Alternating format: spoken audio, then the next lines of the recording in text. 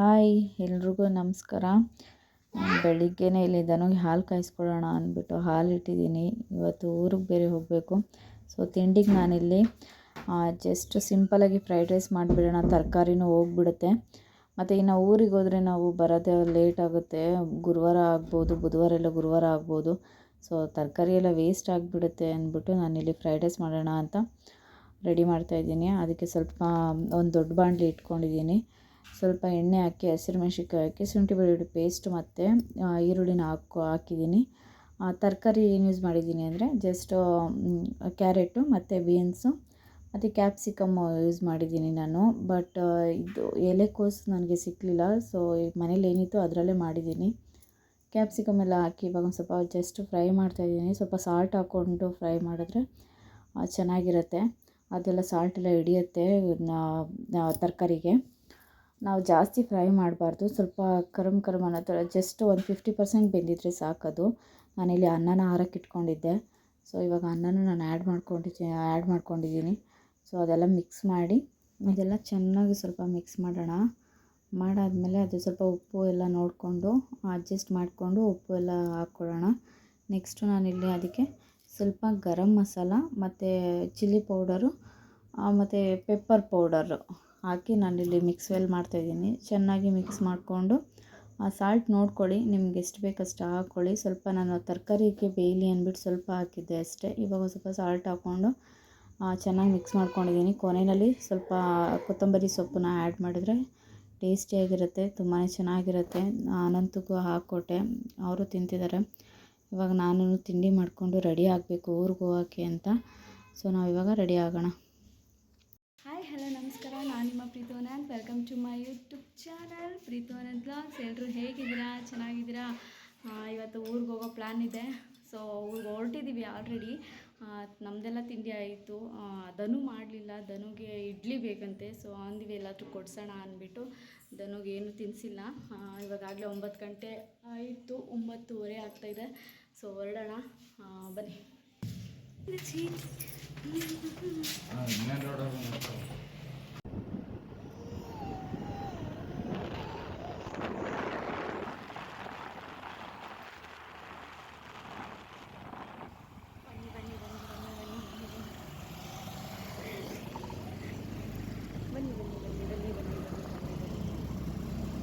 ಮತ್ತು ನಾವಿವಾಗ ಹೊರಟಿದ್ದೀವಿ.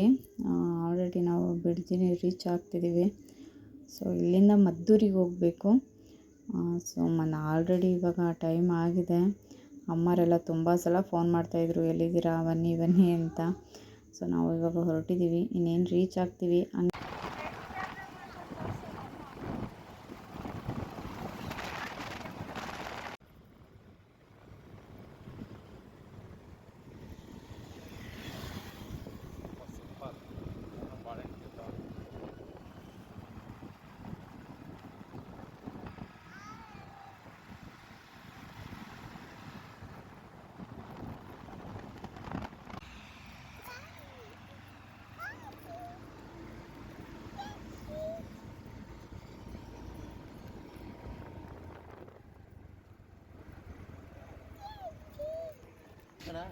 ಹಾಂ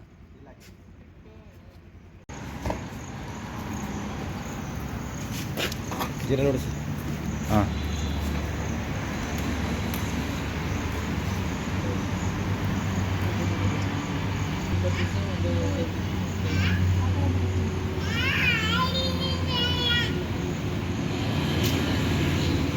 ಹಾಂ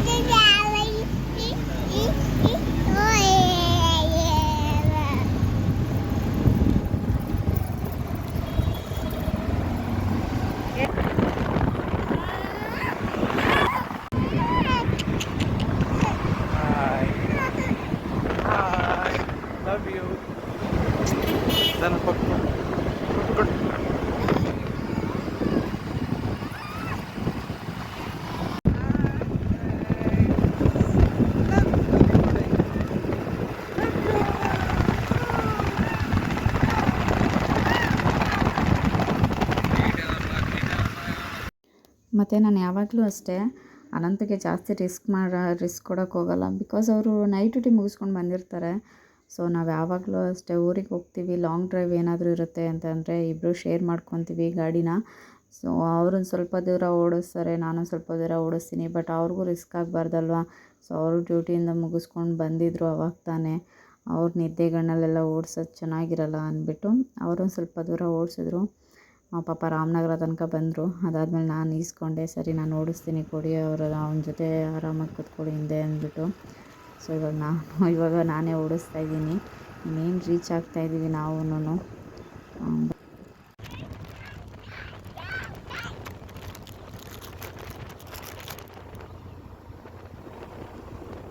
ನೋಡಿ ಫ್ರೆಂಡ್ಸ್, ಇದು ನಾವು ಓದಿರೋಂಥ ಸ್ಕೂಲು.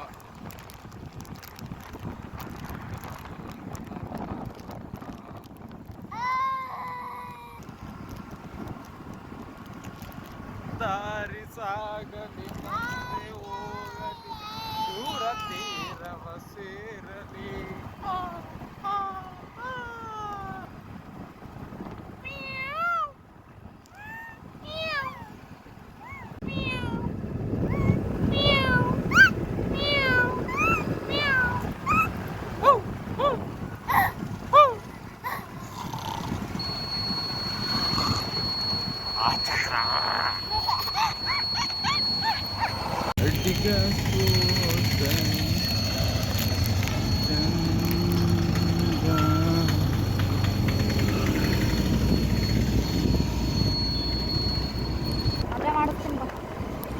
ಹಾಲಿಲ್ಲ ಅಂದರೆ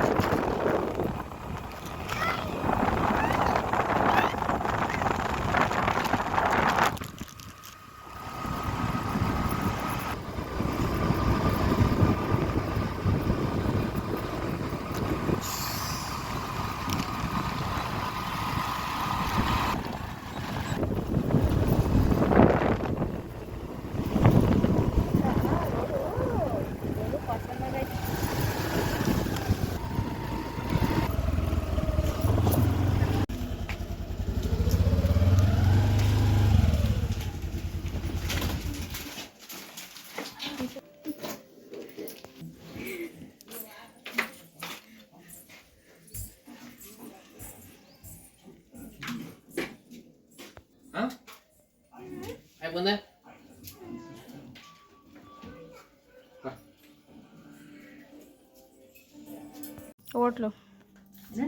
ಹೋಟ್ಲು ಇಲ್ಲೇ ಬಂದಿರತ್ರಲ್ವೇ ಚಿತ್ರಾನ್ನ ಮಾಡಿದೆ ಈಗ ಮಾಡ್ತಾಳೆ. ಅವಳು ಯಾಕೆ ಮಾಡಲ್ಲ? ಹೋಯ್ತಾ ಇದ್ದಾರೆ. ನನ್ನ ಮೂಗು ಹೊಡಿತಾರೆ ನೋಡ್ರೆ ಬಸ್ಸು ಪೂಜಾರಪ್ಪ ಚೈತ್ರ ಬತ್ತಾಳೆ ನನ್ನ ಚಾನಲಲ್ಲಿ. ಸಾಕೋ ಇಷ್ಟು ಬಲ ಬಲ ಇಲ್ಲಿ ಬಾ ದೊಡ್ಡಪ್ಪ ಕೂಗ್ತದ ಬಾ.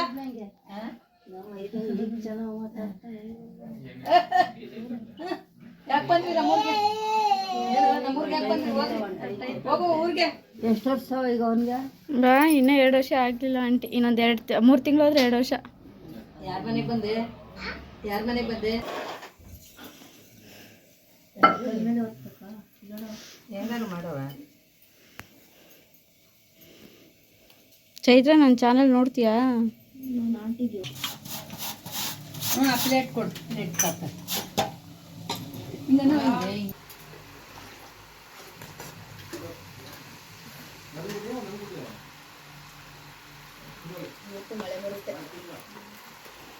ನಮ್ಮ ಬೆಂಗಳೂರಲ್ಲಿ